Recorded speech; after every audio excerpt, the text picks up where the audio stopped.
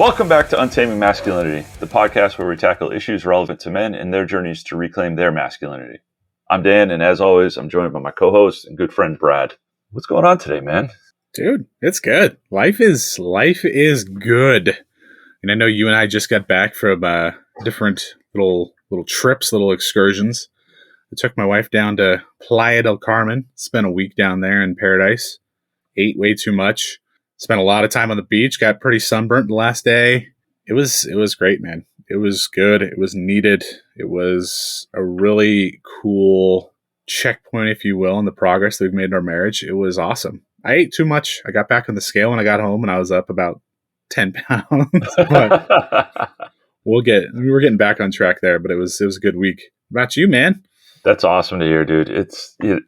Working on our marriages is something that a lot of guys just don't do or don't think about. So it's awesome to hear that you did that. So you went south, I went north. I was up in Maine at an event called the Maine Event. It's an Iron Council annual event where we gather about 100 guys together and go through 3 or 4 days of activities that involve becoming a better man. So it was awesome. Got to see a bunch of friends that I hadn't seen in a long time. We did miss you. You know, you were there last year, but priorities. And it was a great trip. I'm still a little sore from it. We had some good PT sessions, but even more important, we had some great speeches and presentations from folks who really got my mindset shift in place. So yeah, awesome. I think we're both riding different highs, but it's good to hear that we're both kind of riding highs. Yeah, man, that's good. I mean, as much as I love you, Jack Wagons, I love my wife more. So, well, hopefully next year I'll be up there with y'all. I'm sure she's better looking than all of us. So definitely, if my wife looked like you, I'd have problems. Some real issues there. Oh man. All right, so with this episode, there's something I've been thinking a lot about today that I wanted to discuss. Ultimately, I've been thinking a lot recently about this concept of deep work and how so many men choose not to indulge or participate in deep work. And that's why so many men struggle and have failures in their life. Like there's so many men, we talk about guys who are a lot of times just starting to get on the journey, starting to get on the path to get their lives right, to transform themselves, to become untamed. But oftentimes when guys start on that journey, they don't really distill down and start to understand the root cause or the why behind why they do or don't do certain things in their life. They just tend to paper over it and white knuckle it and try to figure out a solution and just work past it. And invariably they fail.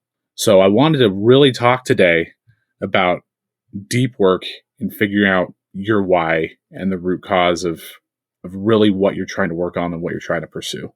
So I guess kicking it over to you, Dan, how would you interpret this concept of deep work? So that's interesting. I was actually thinking about that while you were explaining it. I've never really heard it, what you're talking about, referred to in that sense. But what I view it as is that real deep self-inspection, self-concentration, and understanding your core values. The who am I, the what am I, that defines you as a man. It defines your presence here in this world. It's something, to be honest with you, that I have not spent a lot of time on up until recently, and it's not a comfortable thing for me to really look into. I think most guys go through life at a very superficial level. They don't think about these deep meanings of who they are and what defines them and what they find value in and those kind of things. They simply react to, what do I need to get done next? What do I need to do to garner success, however they define that? And what do I need to do to kick the can down the road?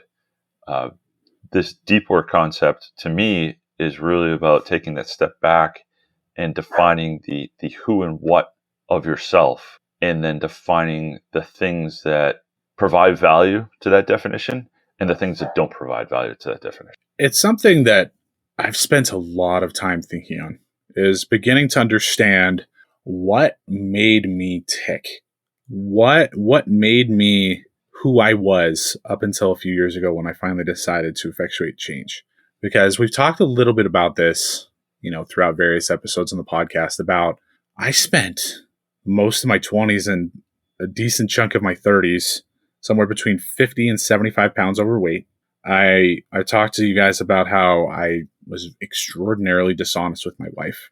I lied about finances. I lied about what I was doing. I wasn't progressing in my career. There were all these things where I was struggling, and these are things you think about a lot. No matter what your station is in life or where you are, if there are things you're not doing well in, they're things you think about. Where that line seems to stop for a lot of men is these things that haunt you or follow you, why they're there to begin with. I was 75 pounds overweight, and I would go to the gym. I'd stop. I'd start riding my bike. I'd stop, and I could never necessarily make the requisite progress to really get where I wanted to be. With my wife, I was like, oh, I need to tell her the truth. I need to be honest with her. And I just couldn't do it. I'd tell her the truth one time, and the next thing I know, I'm lying again. It really came down to the way in which I was going to start to change my life and really not just paper over the cracks and continue down this wayward path of misfortune and stupidity, was to truly boil down, distill it down to what the root cause of all that shit was. And that took time. It wasn't easy. It wasn't some linear thing. It wasn't like, oh, I'm just going to put my head down and read a book and write a couple things down in a journal and then poof, I'm good to go. It took a long time. It was a pretty arduous journey, but it was one worth exploring. And when you were talking about that, I think there are too many men who see that there are things that they're not necessarily doing right, but they're not necessarily doing the work to figure out why they're not doing them right. They're just saying, I should be doing this. I'm not. I'm going to start doing this because it's going to make me a better man. And what ends up happening? I mean, you and I have seen this firsthand countless times. Poof, it blows up in their face. They revert back. So your journey, was it a conscious effort? And what I mean by that was, were you consciously going, I want to dig in and find out who I am, what I am, and what drives me? Or was it more of a what I'm doing now is not working, so I need to change things, and then that evolved into this deeper sense of consciousness? It's dude, it definitely wasn't that way at first. No. At first, it was really just try something different, screw up, back to square one. Try something different, screw up, back to square one. I think you can relate to that because I feel that happens with a lot of guys. Oh, yeah. Part of it was, it started with therapy. So I've told you guys I saw a therapist for a while. My wife knew I was being dishonest with her. My wife knew that there were things that weren't right. Like, we've talked a little bit about my dysfunctional relationship with my mother. Like, my mom always meant well, but I had a very dysfunctional relationship with her. And she's like, you need to see somebody. You need to see a therapist. You need to talk to somebody. And I actually ended up talking to a pretty cool therapist who introduced me to the book No More Mr. Nice Guy, and who started talking to me about the importance of men's groups and finding other like-minded men to really help me get on track. And it was reading the book No More Mr. Nice Guy that was the inkling. It planted the seed of discovering the why in me. Because if you were somebody who's identified as a nice guy, and we've talked about that in the past, and you read that book, it has countless light bulb moments where you're like, that explains why I do what I do. Things I had never even thought about before. And the second that I started making some of those neural connections, it was like putting two and two together. It's like, well, that explains why I do this. That explains why I do that. I can attribute the fact that I struggle with my eating due to the relationship my dad established with food, for me in particular, when I was a kid. And just like that, as soon as I started making those connections, it started me down a path to really discover and explore why I did things the way that I do. So it took nudging, it took some imploring, and it took some self-realization. But the second that I started making some of those connections, it unearthed and unleashed something inside of me to want to be able to discover more. Yeah, and you kind of went where I thought you were going to go in that answer, where most guys will start this journey as more of a, whatever I'm doing now is not working mentality, so I need to fix it. And they start digging in a little bit, and all of a sudden it unearths this huge monumental change. And the goal of this conversation, or one of the goals of this conversation, is to help guys get over that initial hurdle and realize that there's a lot of change available to them if they just dig a little deeper. Yeah. If we, and I'm the same way. I spent years and years starting new fitness journeys, battling relationship issues with my wife or my family or whoever, work issues, whatnot. And once I kind of started to dig into all of those issues and got past just scratching the surface, it was like the dam broke, and it just the world changed all of a sudden, and it was monumental in terms of, oh, okay, if I actually look at who I am and I look at what I value and what brings not only happiness but brings peace and a content state to me, that changes my life. That changes how I interact with people. That changes how I interact with myself. That changes my inner dialogue, which I have to imagine that a ton of guys battle with. The I'm not good enough, I'm not strong enough, I'm not, capable enough mentality. I don't belong. Kind of an imposter syndrome almost. All of that starts to shift and change. And I'm not saying it immediately goes away, but you start to realize the real investment that you need to make going forward to make significant and long-lasting changes. Yeah, coming back to that, man, that negative self-talk is incredibly destructive. So if you're a guy on your journey, like you want to get right, you want to do better in your life, and you have all this negative self-talk of, man, I suck, man, I don't have a good job, I'm a failure, look at this guy, how much he has it figured out, I'm not that. If those things are jangling around in your brain and you start on, let's just say, a journey to try to get promoted in your career, I will tell you, rather than focus on trying to get promoted in your career, the first thing you need to focus on is those voices in your head. That's the first step that so many guys miss. And it's okay that you miss it. I mean, we all want those great outcomes. We all want the new promotion. We all want to get in shape. We all want to have a better relationship with our wives. But when you really start to realize that the first step in that journey are those small things, like those negative voices inside of your head. All right. If you're starting on a fitness journey because you eat too much, the answer isn't always necessarily, oh, I'm just going to get rid of all the sweets in my house and I'm going to start hitting the gym every day.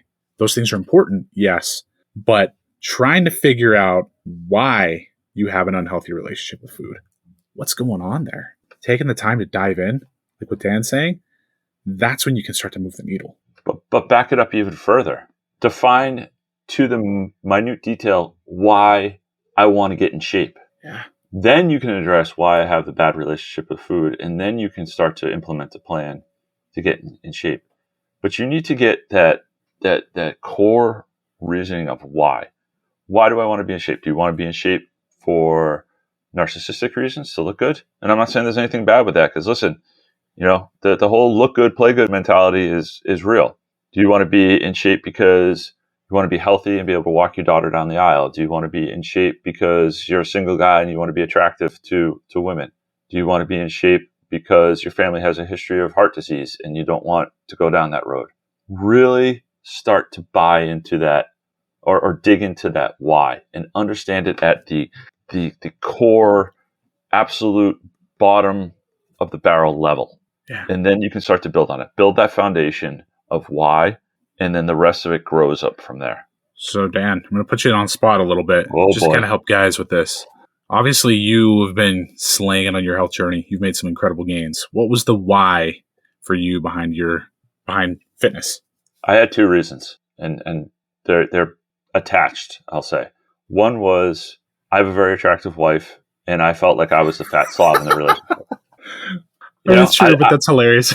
I didn't think she was going to leave me necessarily, but I didn't think it was right that, my wife, she watches what she eats, she stays in shape. Yeah.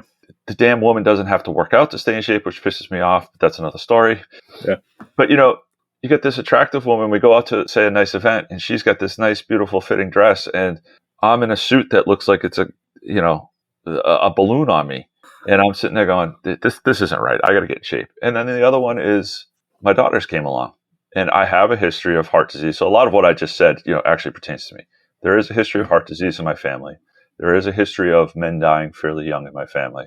And I have no intention of either of those things happening to me. I will walk my children down the aisle, and I will play with my grandchildren. I will not be the fat grandpa on the couch. I spent some time as the fat dad on the couch who couldn't necessarily play with my kids all the time, and that pissed me off. So that was part of it. But it came down to, if you're looking for one word, it's family. Yeah. My wife and my kids were my driving force for saying, I need to get my ass in gear. I need to get my health up to date so that I'm not, in my mind, an embarrassment to them. And I can participate in their lives in the ways that I want to participate in their lives, in the way that they deserve for me to be participating in their lives. Yeah. That's what drives me every day. No, man, that is it. I wanted you to elaborate to just kind of give the guys an idea of, you did a great job of explaining getting to your why. So here's an example of someone's why. Mm-hmm. Like if I were to give everybody my why behind my fitness journey, I mean, my why for, trying to stop lying is pretty self-explanatory. I want to stay married to my wife. But the why behind my fitness journey was in 2018, talked about this, my wife got her cancer diagnosis. And for anybody who's been in a situation where they've had a wife or even themselves, kids, parents, whomever that's gotten a cancer diagnosis, your first thoughts always, always, always go to them dying, no matter what. It's a traumatizing, horrifying thing to live through. And when she was told, you have cancer, you have to have surgery, they found out that it had spread a little bit. It was technically stage 3. I'm sitting here thinking, is my wife going to die? We have this newborn son. I have a 3-year-old daughter. What's going to happen to them? And I was about 55 pounds overweight at the time. I had a history of diverticulitis. If anybody knows what diverticulitis is, it's inflammation in your intestines that's common in senior citizens. I had high blood pressure. My mom's side of the family, several of my uncles and aunts died from heart attacks. I was sitting here thinking, I'm not going to be here for my kids. And that's what got me started. Just this mentality of needing to not only survive, but thrive for my children. And then as things calmed down with, the diagnosis and everything went well with treatments with my wife and she was okay, it was to be there for her as well. But that's what it is, guys. It's distilling down that why. As you can see for Dan and myself, So to your point, though, before we go on, you talked about distilling down your why. I want to go back to the lying. Okay. You said at the beginning of that, the lying was obvious. I wanted to stay married to my wife. Right. Why? Because I love my wife. That was why do I love my wife? Yeah. No. Okay. So if we go way back, let's distill this. When I married my wife she's a badass. She's smart. She's intelligent. She's really funny. She's an incredible human being. There came a point in my marriage where she can be a little intimidating, and I got a little intimidated by her. And that probably led to some lying, but she was always somebody that made me better. The way that somebody put it to me early on in my marriage was, Brad, you truly married up. And this was somebody I held in really high esteem at church. It was a leader who came up to me, leader of our congregation, who told me that. And he was right. I married a good person who made me better. I looked at her, and all the improvements that I made financially in my life came from her example. All the improvements I made in my life in becoming a better person came from her example. And I realized, I love this woman. This is somebody I care deeply about. And if I don't stop lying, I'm going to lose her. And if I lose her, I'm going to lose the best thing that's ever happened to me. Something that I was very lucky to have stumbled into.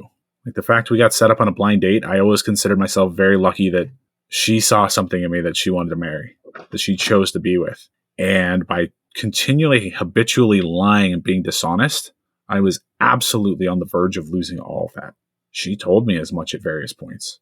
And it was a decision of, if I continue down this path, I'm going to lose her. I have to change so I don't. So that's the why. So I know that was difficult for you, so thank you.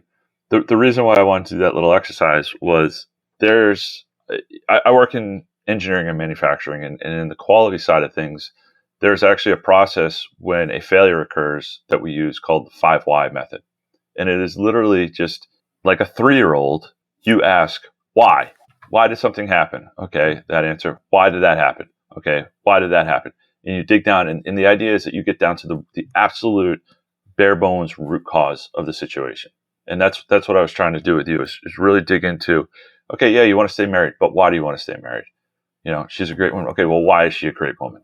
Okay, so we have established the fact now that you want to stay married because you met somebody who makes you a better person and pushes you to be a better man, right? Would you agree with that statement?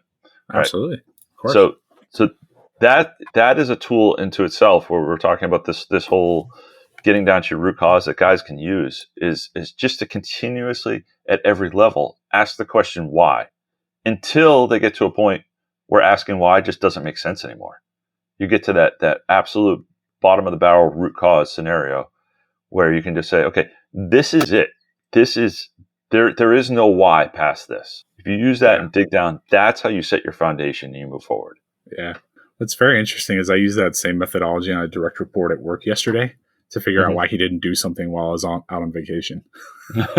I'd never known like the methodology behind it, but I always do that. It's a very interesting thing. It's boiling down to that singular reason. I loved it, man. I jotted it down to put in the show notes. So, side note, one of the things that we took away from our trip to Maine was good leaders ask good questions, and that's part of it. Literally just digging in like that. But if you're going to self lead, that's part of it. You got to dig in and really ask yourself those tough questions and be honest with your answers. You have to be honest with yourself. That's such a key point that gets lost.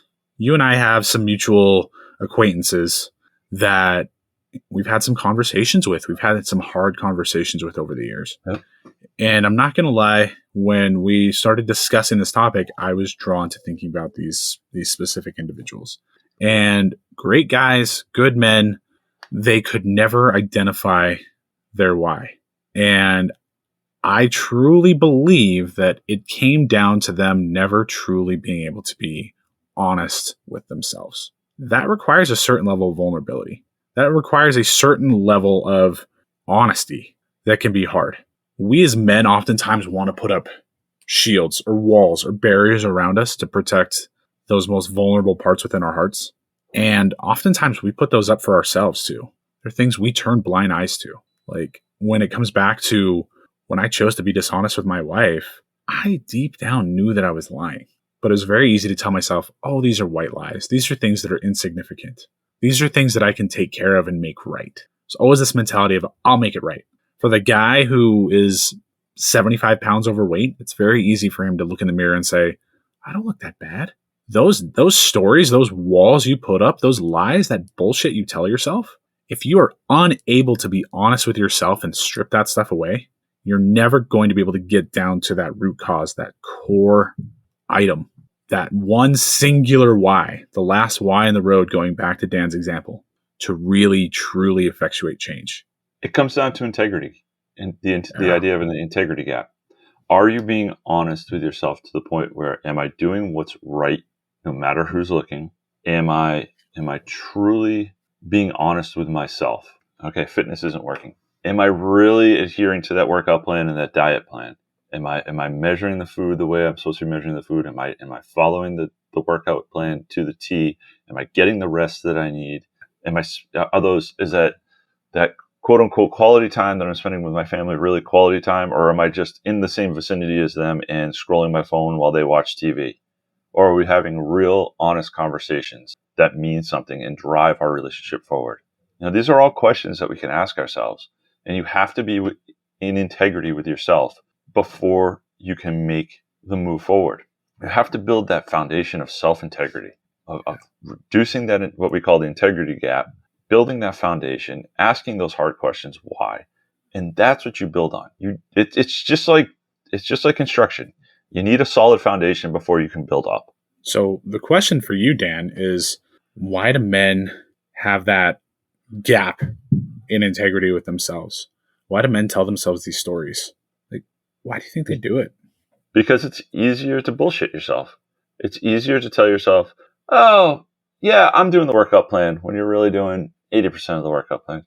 Yeah, I'm having good quality conversations with my kids, when, you ask them about school while you're sitting around watching the latest sitcom at 8:00 at night.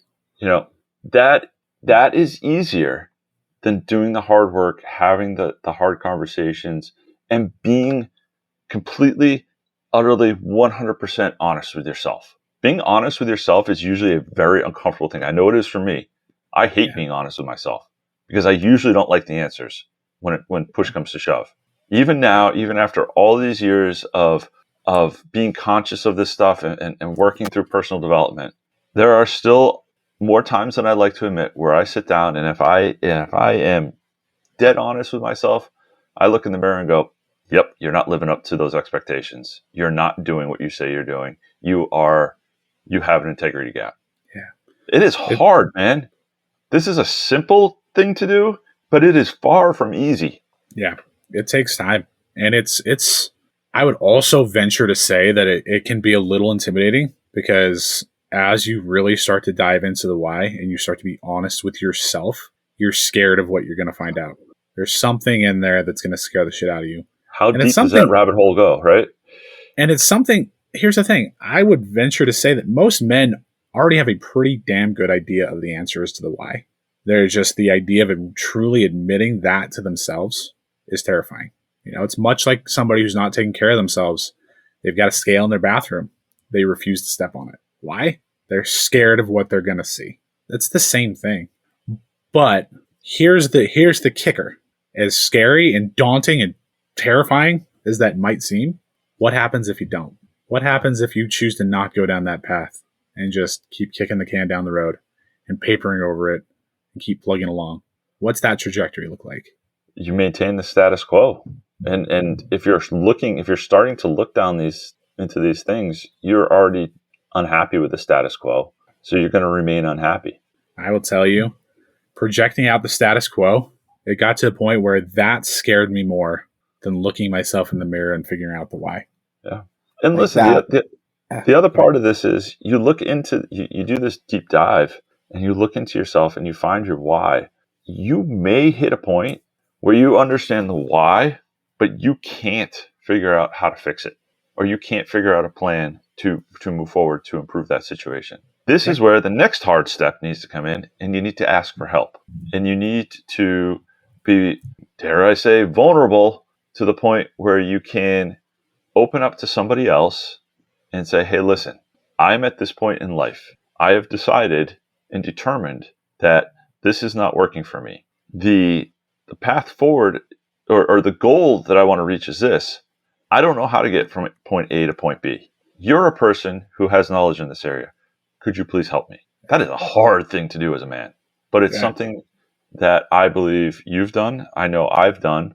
And once you get over the fear of asking for help, first of all, you'll be amazed at how many people are willing to step up, because for the most part, people want to see you succeed.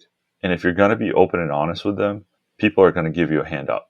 It's not a handout, it's a hand up in those situations. And it's just, you need to get over yourself. We are not all subject matter experts in every area. You need to understand where your deficiencies lie and let somebody who's a subject matter expert there help you. Yeah. One of man's biggest issues is ego. Our egos can be incredibly destructive. Our egos can impact us on an individual level, but especially when it comes to something like that. Too many guys think I can figure this out, or I got this, I don't need anybody's help. Or on the other hand, I don't know if anybody can help me. That's also your ego talking, right? Reaching out to somebody else when you're struggling is hard. You said it, I'm going to reiterate it. The first time you choose vulnerability, you choose courage, it's hard. It's uncomfortable. But I'll tell you something. After the first time you do it and you see that other men are there to buoy you up and give you that hand up, it becomes that much easier to do it the next time and the next time. And then identifying whomever within your circle of influence can help you with that certain thing. You're going to have a buddy who goes to the gym. He might not be a bodybuilder. He might not be a strongman, but he goes to the gym regularly. You're struggling on a fitness journey. You can ask him, "Hey, what got you started? What are some tips? I need some help, man. I want to get there." That conversation, you're going to realize, first of all, he's going to be way more willing to help than you could have ever imagined. And as soon as you get that feedback, it's going to make it that much easier to reach out to him for something else next time, or to reach out to somebody else. If you have a friend or a coworker who's got a great marriage and you have a pretty good relationship with them, you can ask them why. Like, what are some things that are working in your marriage? What are some things that you guys do well? Yes, it seems hard. It can seem intimidating, but Dan said it. I'm going to reiterate it. It is not nearly as bad or as hard as it seems. And once you do, it becomes that much easier to continue to do that moving forward. You just have to do it and get your ego out of the way. Right. And the wild thing, when you think about it, is you're actually serving that man, because you're setting the example of how to open up and show vulnerability and show that you are not completely in control, or I shouldn't say in control, but completely knowledge based in everything that you do. That it's okay to ask for help, that it's okay to ask for assistance and a hand up. And that vulnerability, that openness on display now shows that guy who may be a subject matter expert in an area where you need help, that it's okay to ask somebody for help in another area where he's failing. And all of a sudden the circle starts to perpetuate and we all get better. It's a secondary effect of this whole thing. We're talking about how to, at the personal level, how to make ourselves better. But by doing this, you actually start to build a group mentality where asking for help is not a sign of weakness, and you build better men overall. Yeah. That, we talk about how we're in the Iron Council a lot. One of the things that really sets our group, our brothers, our crew, if you will, apart from a lot of the Iron Council is this very concept. This concept of leaning in. Yep. You're going to have guys in your group who are going to buoy you up. These same guys are also going to see some value in you that you're really good at, that they're going to want to ask you about, that they're going to be comfortable in doing. It's something that is, yes, easier said than done. But once you start to do it, you start to buoy each other and raise each other up, as the rising tide lifts all boats, that whole concept, it becomes easier, and you're going to see astronomical, incredible progress in your life by simply doing that. So this is funny how this ties into all of our concepts, right? This goes back to the integrity gap. This goes back to build your pack. This goes back to the idea of, self-improvement in general, which has been an overarching theme in our podcast. Yeah. All of these things, all these topics that we talk about, even last week's topic with Nolan on complacency killing, all of these topics tie together. But it starts with the individual having an open, honest, frank conversation with themselves, identifying their weaknesses, and being able to ask for help in the areas where they are not able to help themselves. It all comes down to that. And all of those things are, it's not the word I want to use, but secondary to that moment. They all revolve around starting in this what you call it at the beginning, the deep state, or in terms of being able to dig into who I am, what I am, where am I falling short, why am I falling short, and then starting to develop plans of growth from there. Yeah, that's what it boils down to. You have to look within yourself to do that deep work, just as Dan said. It's that domino effect. It starts within yourself. Why am I doing this? Why do I think that way? Come back, keep asking yourself why. If you need to utilize or leverage somebody else to be asking you those hard questions, do it. When you can get down to that root, that core issue, you start to work on that. You can heal that wound, whatever that is. That will change your life. I look back in the day when I found that root issue, when it's like that light bulb moment of this is why I do this. I knew that as soon as I was able to address that all the other work that I was doing elsewhere was going to fall into place. It wasn't going to be easy. It wasn't going to happen overnight, but I had a true path forward. What's so interesting is when you can do that, the other thing that you find within your soul is peace, right? Like so many guys are tormented by the fact that, they're not doing well in their fitness journey or they're not doing well in their career. But if you can figure out the why behind why you're struggling in those things, there's like a peace, a contentment, a purpose, a focus that comes from that. And it's jarring. I don't know if you can relate to that, Dan, but that contentment that comes from understanding that changed my life. I can. And what I was thinking about when you were talking about that was how that contentment is the result of you hitting that base level why, and then knowing that every choice you've made for the last hour, the last day, the last month, whatever it is, has been the right choice to better your situation. The results at that point don't matter. It really comes down to, am I making the right decisions going forward? Because the results will come. I promise you the results will come. They may not come as fast as you want, but if you continuously make the right choices, you're going to be more self-content. You're going to be able to sleep at night. You're going to be able to look yourself in the mirror, and you will get results. And it's that happiness is just, it's this like pure level of happiness that I can't really describe other than to say it's pure. It's being content. It's being content in the knowledge that you are doing the work that you need to do to move forward. And you're going to know when you're not doing it. But if you're doing the work and you've really gotten down to these core levels of why, you will be at peace with yourself and you will be a better person to be around too. Your family and your friends will notice. Yeah, they'll see it. Absolutely. Yeah. Man, do you have anything else to add? I think it's a really good conversation. That was a great conversation. It's, you brought up our core group within the IC, and we do this a lot. And I do think that this is part of what separates us, is our ability to be completely open and honest. And specifically the leadership within that group. It starts with the leaders. I talked about earlier in the show how you'll be serving other guys by setting this example. Within our group, it started with our leadership being completely open and honest about where they were falling down and where they were failing, and saying, I don't necessarily know how to get out of this hole. I know why I'm in this hole. I know why I want to get out of this hole, but I don't know the next step. Can you help me? And that just became this cascading effect of everyone digging deep and opening up. So set the example. Be the first to be open and honest with your group of men. And I promise you'll see results. Yeah.